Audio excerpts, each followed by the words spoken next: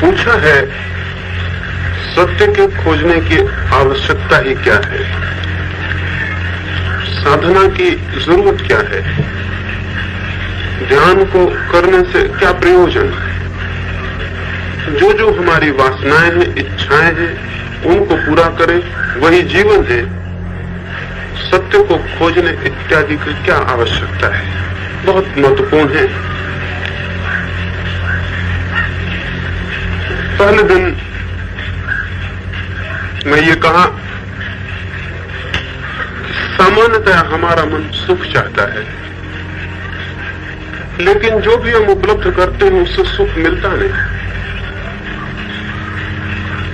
सामान्यतः हमारा मन पद चाहता है, लेकिन जिस पद पर भी हम पहुंच जाएं, चाहे का अंत नहीं आता, चाहे आगे बढ़ जाती है।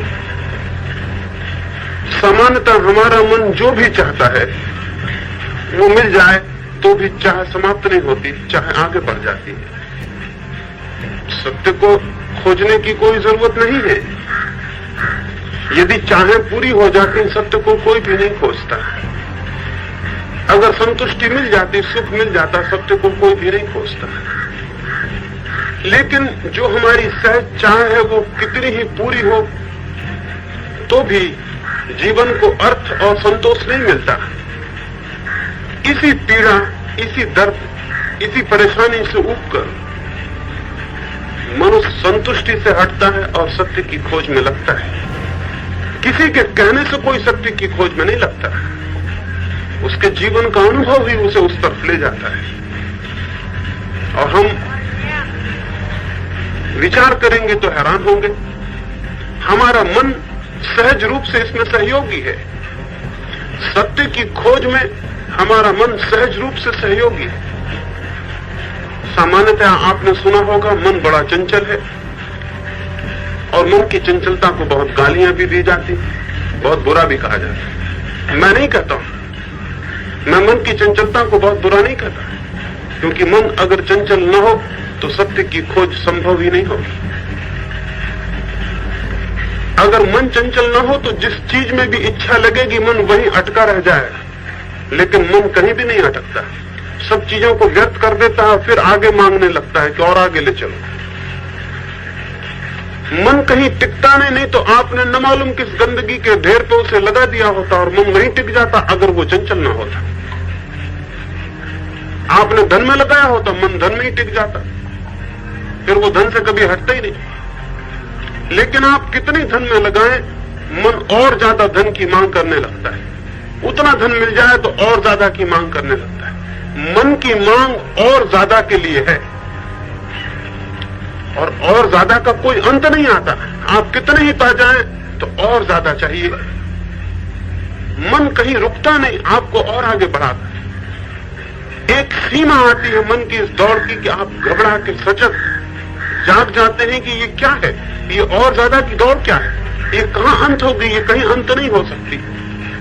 और तब आपको लगता है कि ये दौड़ तो कुछ अंधी है, इसका कोई अंत नहीं, जिस रास्ते पर हम चल रहे हैं ये कहीं भी नहीं पहुंचेगा। बच्चों की एक छोटी सी किताब है, अलाइस इन वंडरलैंड।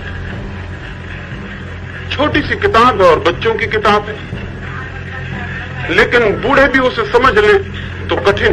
बात बहुत सरल सी है, उसमें कहानियां हैं छोटी छोटी। उसमें एक छोटी सी कहानी, अलाइस नाम की लड़की है, वो परियों के मुल्क में चली गई। तो जमीन से परियों के मुल्क तक की यात्रा बड़ी लंबी, बहुत थक गई, बहुत परेशान हो गई, क्लांत हो गई, भूख लगाई। जब वो परियों के देश में पहुंची तो बड़ा सुंदर देश था, दूर तक हरियाली थी, पहाड़ी झरने थे, सुंदर रास्ते थे। उसने एक झाड़ के नीचे परियों की रानी को खड़े देखा। उसके हाथ में बड़े थाल है, उनमें बड़ी मिठाइयां हैं, फल है, फूल है। उसे भूख लग रही। थोड़ी दूर पर झाड़ के नीचे छाया में रानी खड़ी है और वो रानी उसे बुला रही कि आओ। अलाइस ने दौड़ना शुरू किया। सुबह थी, सूरज उग रहा था, अलाइस दौड़ने लगी। पास का ही झाड़ था, काफी दौड़ी, फिर उसने खड़े होकर देखा झाड़ उतना ही दूर है जितना पहले। उसने चिल्ला के पूछा, ज्यादा दूर नहीं था, चिल्ला के पूछ सकती थी, इतना ही फासला था। उसने चिल्ला के पूछा, मामला क्या है? रानी ने कहा, मामला मत पूछो, दौड़ी आओ। उसने फिर दौड़ना शुरू कर दिया। दोपहर हो गई, सूरज ऊपर आ गया, पसीना चूने लगा। उसने खड़े होकर देखा, वो झाड़ उतने के उतने दूर है। वो रानी वहीं खड़ी हो, कहती, आ जाओ। उसने फिर पूछा, ये मामला क्या है? मैं दौड़ती हूं, पहुंचती नहीं। रानी ने कहा, ये मत फिक्र करो, तुम तो दौड़ो। वो दौड़ने लगी। सांझ हो गई, सूरज ढलने लगा, अंधेरा होने लगा। उसने चिल्ला के पूछा, तो ये बिल्कुल पागलपन हो गया। मैं दौड़ी जा रही हूं, अब सूरज भी डूबने लगा, अंधेरा भी आने लगा, झाड़ उतने ही दूर है। उसने उस रानी से पूछा, क्या तुम्हारे मुल्क में रास्ते कहीं पहुंचाते नहीं? उस रानी ने कहा, किसी मुल्क में रास्ते कहीं नहीं पहुंचाते, तुम्हारी जमीन पर भी नहीं पहुंचाते। रास्ते कहीं नहीं पहुंचाते, इससे घबराकर सत्य की खोज शुरू होती है। ये किसी के सीखने सिखाने की बात नहीं है। जब आपको ये दिखाई पड़ता है कि कोई रास्ता कहीं नहीं पहुंचाता, जब सब रास्ते व्यर्थ हो जाते, तो फिर एक ही रास्ता और खुला रह जाता है, जो भीतर जाता है। सब रास्तों से उबा और असंतुष्ट हो गया व्यक्ति एक रास्ते में और खोजता है, जो भीतर जाता है। शायद वहां कुछ मिल जाए। भीतर की खोज सत्य की खोज, बाहर की खोज संतुष्टि की खोज। और ये जो चंचल मन है, ये सहयोगी है, ये कहीं रुकने नहीं देता, ये कहीं ठहरने नहीं देता। मैंने कहना शुरू किया है, मन की चंचलता तभी समाप्त होती है जब हम वहां पहुंच जाते हैं जहां पहुंचने में जीवन का अर्थ उपलब्ध होता है। उसके पहले मन की चंचलता नष्ट नहीं होती। उसके पहले जिसकी मन की चंचलता नष्ट होगी, वो जड़ हो जाएगा, उसके जीवन में गति विलीन हो जाएगी। एक राजा हुआ मिस्र में, एक फकीर था, उसे आदर करता था तो कभी कभी फकीर के पास मिलने जाता था। एक दिन दोपहर में राजा फकीर से मिलने गया। फकीर की छोटा सा खेत था, बगिया थी, वहीं फकीर काम करता था, उपजाता था मेहनत से। जब राजा पहुंचा तो फकीर तो नहीं था, एक और छोटा युवा शिष्य बैठा हुआ था। राजा ने कहा कि जाओ अपने गुरु को ढूंढ लाओ, बुला लाओ। तो शिष्य ने कहा कि आप बैठ जाएं, मैं बुला लाता हूं। खेत की मैड़ थी, मिट्टी थी, कहा इस पे बैठ जाएं, झाड़ के नीचे मैं बुला लाता हूं। राजा ने कहा तुम बुला लाओ, मैं यहीं टहलूंगा। वो उस मिट्टी पर टहलने लगा। युवा ने सोचा शायद मिट्टी पर बैठना उसे पसंद नहीं। उसने राजा से कहा आप झोपड़े के भीतर आ जाएं। तो झोपड़े के भीतर राजा चला गया। उसने एक चटाई डाल दी और कहा कि बैठ जाएं। राजा ने कहा कि तुम जाओ, बुला लाओ, मैं टहलूंगा। वो उस झोपड़ी की दहलान में घूमने लगा। वो युवा बहुत हैरान हुआ, या तो राजा का दिमाग गड़बड़ है।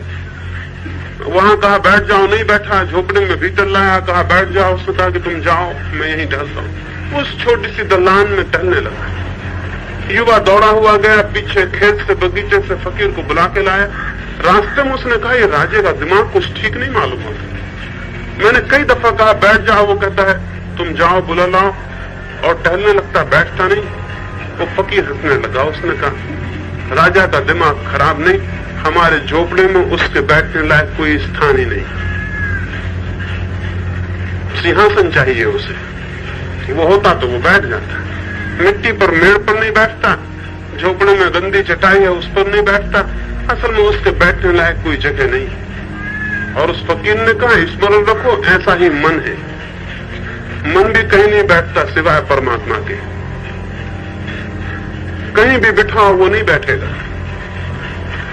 सत्य के सिवाय मन और कहीं नहीं बैठेगा। उसके पहले उसका चलना चलते ही रहेगा। वो चंचल बना रहेगा, यहां से वहां डोलेगा, वहां से यहां डोलेगा। मन वहीं बैठता है जहां परम तृप्ति का बिंदु आ जाता है।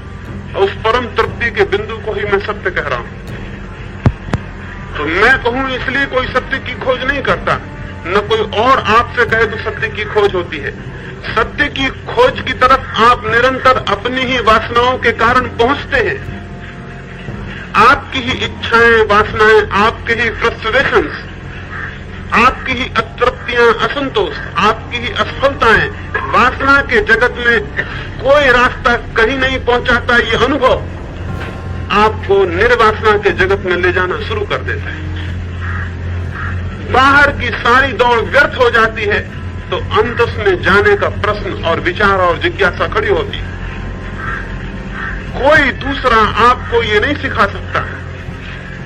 कितना ही कोई शास्त्र पढ़ाए, कितना ही कोई समझाए, कितने ही उपदेश करे, नहीं समझा सकता जीवन का अनुभव। इसलिए मैंने कहा सत्य की खोज के लिए खुली हुई आंखें होनी चाहिए।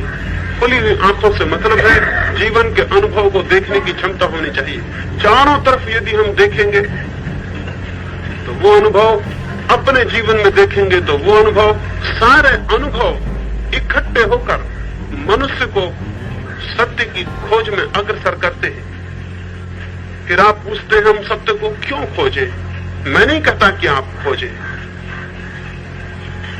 मैं नहीं कहता कि आप खोजें, लेकिन फिर आप क्या खोजेंगे? आप कहते हैं हम सत्य को क्यों खोजें? मैं नहीं कहता आप खोजें, लेकिन फिर आप क्या खोजेंगे? संतुष्टि खोजेंगे। संतुष्टि को खोज खोज के पाएंगे कि नहीं मिलती, फिर क्या करेंगे? फिर सत्य को खोजेंगे। संतुष्टि जहां असफल हो जाती है वहीं सत्य की खोज शुरू हो जाती है। सुख की खोज जहां असफल हो जाती है, पूर्णतया असफल हो जाती है, वहीं सत्य की खोज शुरू हो जाती है। इसमें कोई किसी के सिखाने की बात नहीं। मैं किसी से नहीं कहता कि सत्य खोजें, मैं तो यही कहता हूं कि जो आपको ठीक लगे उसी को खोजें, लेकिन आंखें खुली रखें, अंधे होकर ना खोजें। जो आपको ठीक लगे, वासना ठीक लगे, वासना खोजें, सुख ठीक लगे, सुख खोजें, लेकिन आंख खुली रखें। अगर आंख खुली रही तो बहुत दिन तक सुख नहीं खोज सकते।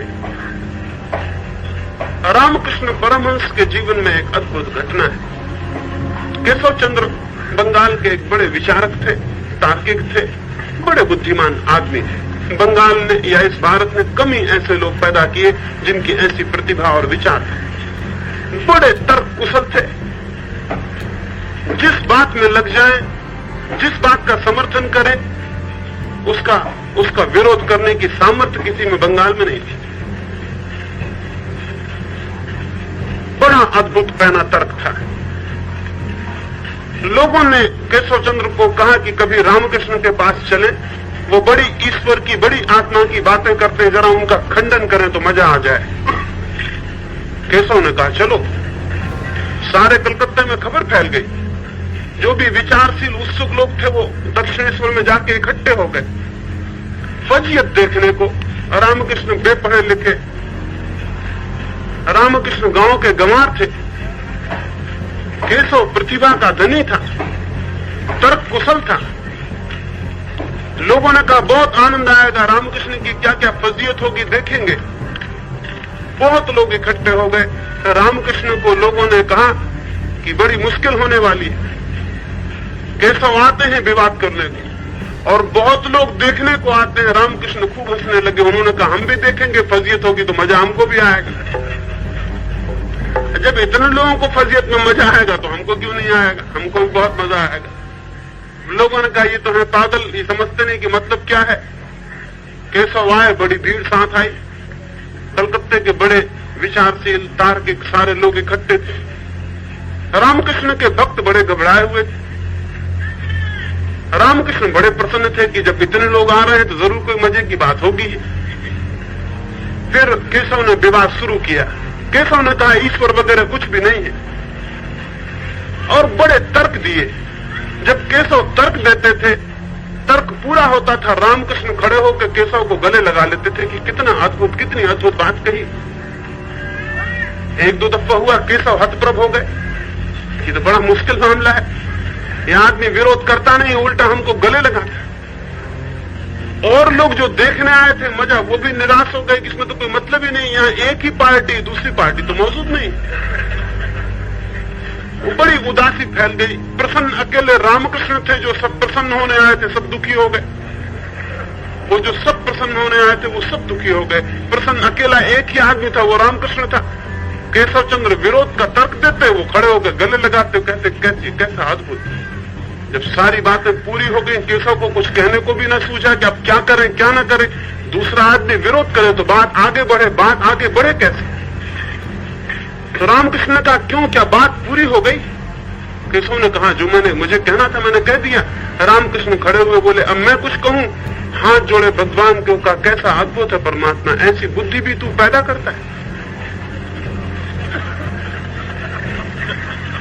और केशव को कहा विश्वास मान केशव, तू ज्यादा दिन नास्तिक नहीं रह सकेगा। ऐसी बुद्धि जहां है वहां नास्तिकता कितनी देर टिकेगी? तू ज्यादा दिन नास्तिक नहीं रह सकेगा। ऐसी बुद्धि जहां है, ऐसा विवेक जहां है, वहां तू ज्यादा देर तक नास्तिक नहीं रह सकेगा। अद्भुत है, मैं तो खूब प्रसन्न हो गया। परमात्मा के गुण मैंने बहुत देखे, फूलों में देखे, वृक्षों में देखे, पहाड़ों में देखे, नदियों में देखे, आज मनुष्य में देखा। ऐसी प्रतिभा बिना परमात्मा के ऐसी प्रतिभा हो ही कैसे सकती? रामकृष्ण ने कहा ऐसी प्रतिभा हो तो बहुत दिन नास्तिक नहीं रह सकते।